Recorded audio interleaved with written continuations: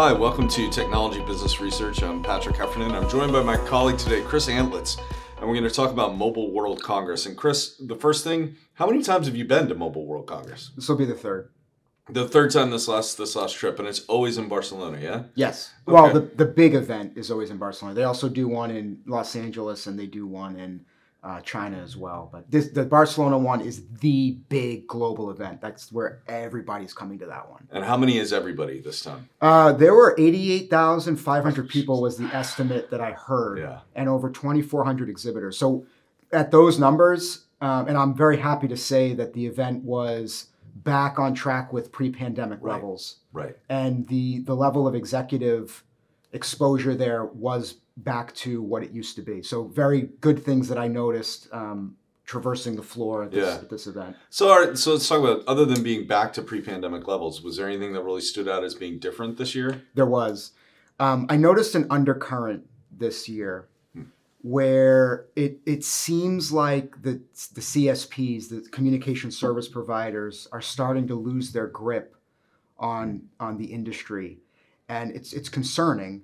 It's something that we've been writing about for some time, but now I actually started to see it in vendor behavior, in how vendors are thinking about long-term strategy, how some companies are placing their bets, and just general concern. Like, are the telcos actually going to get 5G right? Are they finally going to make money from 5G? And are we going to break out of this cycle of doing more of the same? Something has to give, and you could feel that in the air in the event. Like there's an increased sense of urgency, especially coming into this impending apparently global recession that everybody's talking about. There's even more uncertainty and even more pressure on the industry to how do we generate revenue? We're making hundreds of billions of dollars in investment in spectrum and infrastructure globally, and the ROI is still not there. And that's a big question mark still.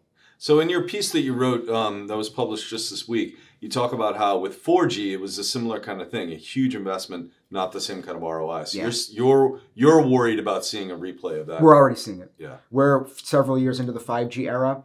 The telcos, the ROI is not there. There is one use case for 5G that we see telcos making money, and that is fixed wireless access.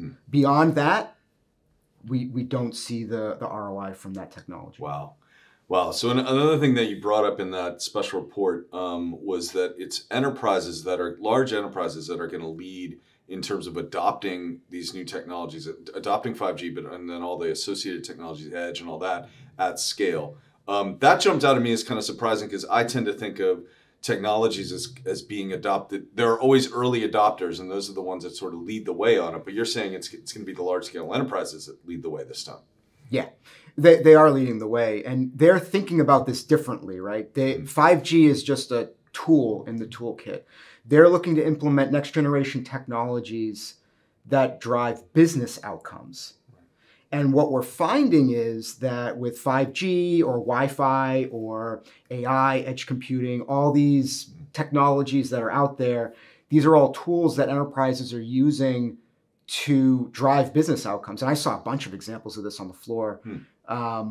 Digital twin was one of the biggest use cases that I saw being showcased by large enterprises. BMW actually was probably the most comprehensive approach at digital twin that I've seen, where they actually took one of their factories in Germany and they created a full digital representation of that factory for pretty much everything in that factory.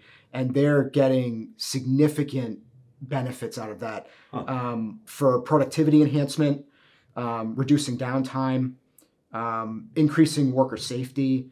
It was really a good vision of where this stuff can go. And they're going to use that as a blueprint for their other factories over time. For the new factories, retrofitting the existing is going to be almost impossible. But the new factories, this is a blueprint for where things are going. And I think it's just an example of where these very large enterprises are, where their heads are at, where they're taking us. I saw other examples. You have e-commerce companies out there that are looking at private 5G for fulfillment center optimization. Amazon is leveraging Wi-Fi and 5G in private network implementations in their fulfillment centers, and I think there's other examples as well that we saw on the floor, but I think it just speaks to the broadness. This is not just one vertical or one type of enterprise. This is a very broad, addressable opportunity, and for the telecom industry generally, right? Leveraging these technologies, the networking technologies, as part of those ingredients for driving those business outcomes. Right. And I'm glad you brought it back to the business outcomes, because that is really, I think so many times we talk about the technology when it is for the enterprise, it's all about the business outcome. Yeah. It's fascinating that digital twin is coming back around. It was hyped for a while. I think it got quiet for a while. So to wrap up, what do you anticipate next year at Mobile World Congress, or what are the trends that you think are going to be most important by the time we get to this spot next year? So there's a few things that are moving forward that I think will be themes over the next year and a half, and that is this cloud, the network going into the cloud. Mm-hmm. We've seen the IT go into the cloud from a telco perspective. The next jump is going to be the network functions going into the cloud, and many telcos still are not ready to take that step. Yeah. I think over the next year or two, we're going to start to see some big steps taken there. On Open RAN and virtual RAN evolution there, we're going to see some more on that. We're going to see on the network API side, we're going to see some big movement there. That is a massive opportunity, because that is basically opening up the network to it's an enablement platform. Right. Where you can leverage data that the network ingresses, and you can drive business outcomes by exposing the capabilities of the network. So we're at the early stages of that. There was some talk about it at this Mobile World Congress, but people are still trying to get their heads around it. Right. We've seen some vendors make acquisitions, try to make their play there, but I think we're going to see more activity around that particular opportunity. And you touched on that a bit in the special report, right? I mean, that was something you talked on. Great, excellent.